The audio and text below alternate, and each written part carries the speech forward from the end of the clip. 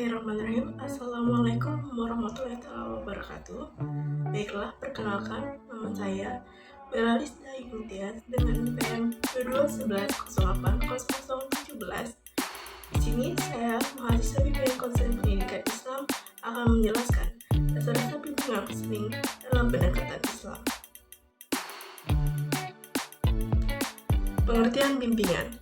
Bimbingan adalah bantuan yang diberikan oleh seseorang, laki-laki atau perempuan, yang memiliki kepribadian yang memadai dan terlatih dengan baik pada individu setiap usia untuk membantu mengatur kegiatan hidupnya sendiri, mengembangkan pandangan hidupnya sendiri, membuat keputusan sendiri, dan menanggung bebannya sendiri. Bimbingan dilaksanakan dengan menggunakan berbagai bahan, interaksi, nasihat, ataupun gagasan, serta alat-alat tertentu yang baik yang berasal dari konselor itu sendiri, konselor maupun dari lingkungan. Bahan-bahan yang berasal dari konselor itu sendiri dapat berupa masalah yang sedang dihadapi, data tentang kekuatan-kekuatan dan kelemahannya, serta sumber-sumber yang dimilikinya. Bahan yang berasal dari lingkungannya berupa informasi tentang pendidikan, informasi tentang jabatan, informasi tentang keadaan sosial, budaya, dan latar belakang kehidupan keluarganya, dan lain-lainnya. Pengertian konseling. Secara etimologis, istilah konseling berasal dari bahasa Latin yaitu consilium, yang berarti dengan atau bersama, yang dirangkai dengan menerima atau memahami. Suatu proses yang terjadi dalam hubungan tatap muka antara seorang individu yang terganggu oleh karena masalah-masalah yang tidak dapat kita atasinya sendiri dengan seorang pekerja yang profesional, yaitu orang yang telah terlatih dan berpengalaman membantu orang lain mencapai pemecahan terhadap beberapa jenis kesulitan pribadinya. Dapat disimpulkan bahwasanya konseling adalah pemberian bantuan yang dilakukan oleh seorang ahli konselor kepada individu konseli yang sedang mengalami permasalahan dalam memecahkan masalah yang dihadapinya. Konselor tidak memecahkan masalah untuk konseli. Pemecahan permasalahan dilakukan oleh konseli itu sendiri jika konselor hanya sebagai stimulus untuk konseli. Paradigma bimbingan dan konseling.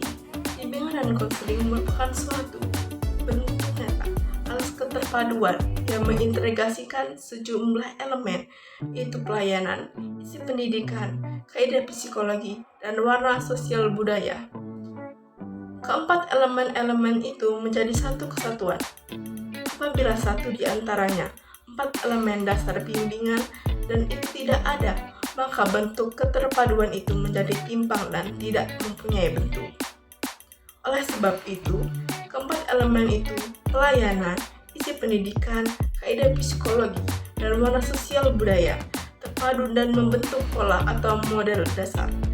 Bangunan bimbingan dan konseling disebut paradigma bimbingan konseling. Pareto mengungkapkan paradigma bimbingan konseling itu adalah pelayanan, psikologi pendidikan dalam bidang sosial budaya. Visi dan misi bimbingan konseling pendidikan Islam. Visi-misi bimbingan konseling adalah terwujudnya kehidupan manusia yang cerdas, mandiri, bahagia melalui pelayanan bimbingan dan konseling menunjukkan tingginya harkat, martabat, serta kemuliaan manusia. Seluruh layanan BK diarahkan untuk memberikan bantuan yang bermakna agar peserta didik berkembang secara optimal dan mampu menjalani kehidupan yang efektif dan membahagiakan. Misi bimbingan dan konseling adalah menyelenggarakan pelayanan profesional yang bertanggung jawab melalui fasilitas pendidikan, pengembangan, dan pengemasan, pengatasan masalah peserta didik. BK berperan membentuk perilaku efektif dan inovatif yang mengembangkan potensi dan perilaku kompetensi peserta didik di lingkungan sekolah, keluarga, dan masyarakat, serta membantu mengatasi masalah kehidupan sehari-hari agar peserta didik mampu hidup mandiri dan sejahtera. Tujuan bimbingan dan konseling. Secara garis besar, tujuan bimbingan konseling Islam dapat dirumuskan membantu individu mewujudkan dirinya sebagai manusia seutuhnya agar mencapai kebahagiaan hidup di dunia dan di akhirat. Sedangkan tujuan dari bimbingan dan konseling dalam Islam yang terlebih terperinci adalah sebagai berikut.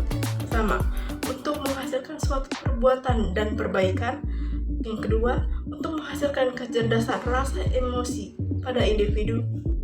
Yang ketiga, untuk menghasilkan kecerdasan spiritual pada individu. Yang keempat, untuk menghasilkan potensi ilahiyah. Yang kelima, untuk membalikan pola pikir dan kebiasaan konseling yang sesuai dengan petunjuk ajaran Islam bersumber pada Al-Quran dan paradigma kenabian.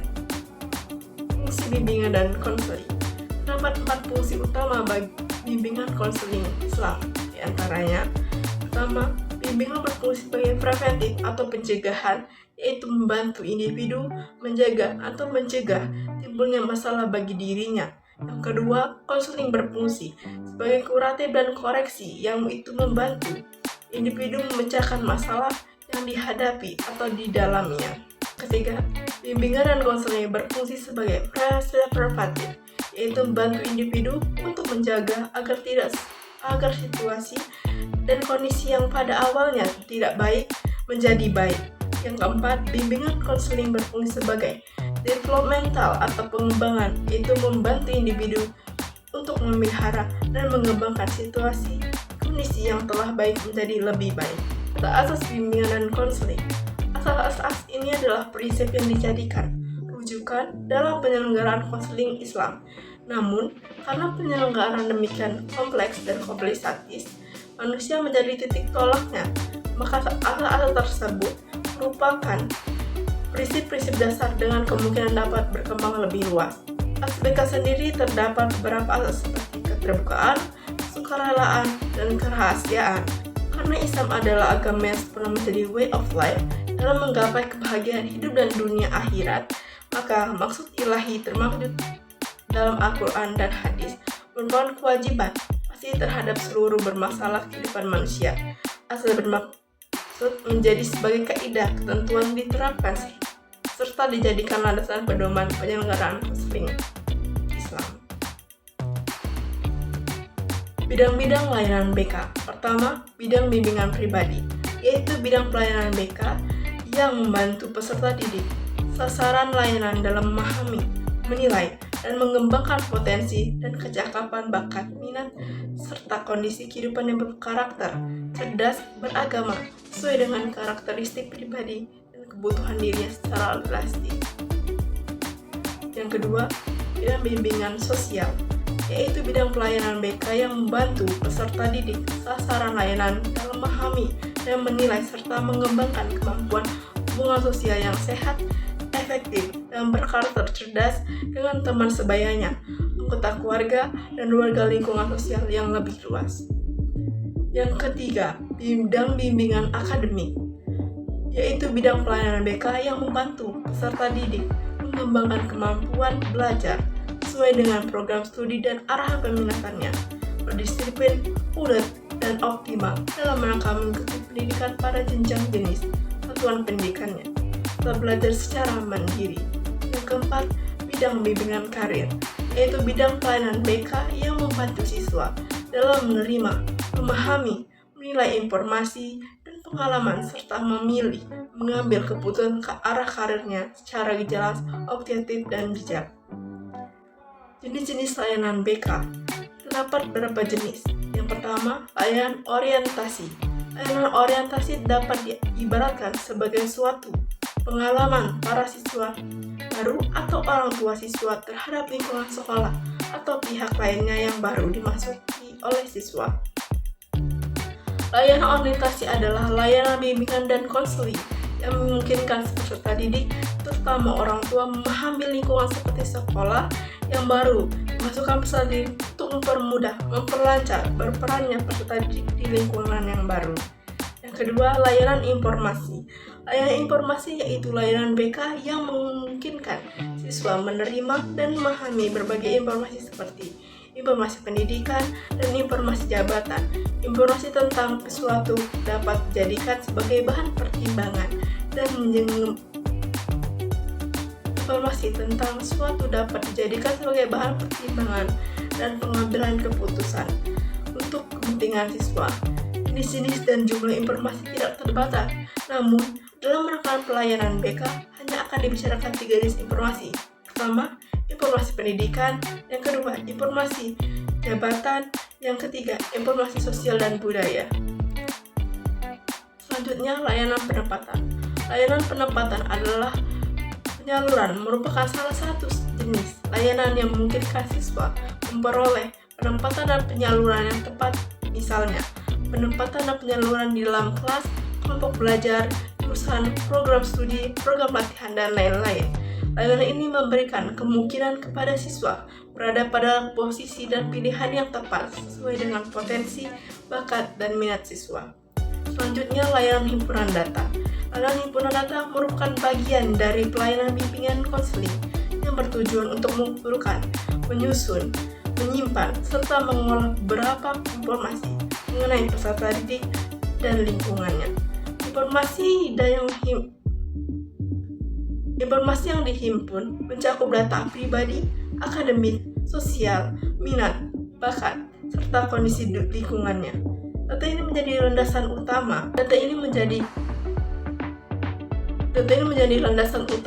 bagi seorang konselor dalam menyusun perencanaan, pelaksanaan, dan evaluasi layanan bimbingan konseling secara efektif.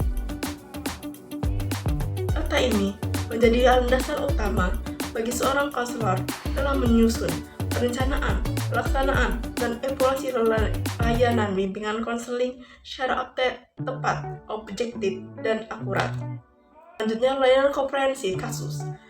Layanan komprehensi kasus adalah pelayanan bimbingan dan konseling yang dilaksanakan melalui pertemuan bersama pihak-pihak yang berkait dengan peserta didik seperti konselor, guru, orang tua, maupun pihak yang lainnya yang relevan. Layanan ini bertujuan untuk memperoleh pemahaman yang menyeluruh terhadap permasalahan peserta didik, serta mempunyai strategi penanganan secara terpadu. Komprehensi kasus umumnya digunakan untuk menangani permasalahan bersifat kompleks dan membutuhkan kerja sama beberapa pihak. Layanan referral. Layanan referral merupakan pelayanan bimbingan konseling yang dilakukan dengan mengalihkan peserta didik kepada pihak atau lembaga yang memiliki kompetensi yang lebih sesuai apabila permasalahan yang dihadapi berada di luar kemampuan atau kewenangan konselor. Referral dilakukan sebagai bentuk tanggung jawab profesional seorang konselor agar peserta didik tetap memperoleh bantuan yang tepat, baik dalam bidang medis, psikologi, sosial, maupun bidang lainnya yang diperlukan. Baiklah, sekian pemaparan materi dari saya. Saya ucapkan terima kasih. Wabillahi taufiq wal hidayah. Wassalamualaikum warahmatullahi wabarakatuh.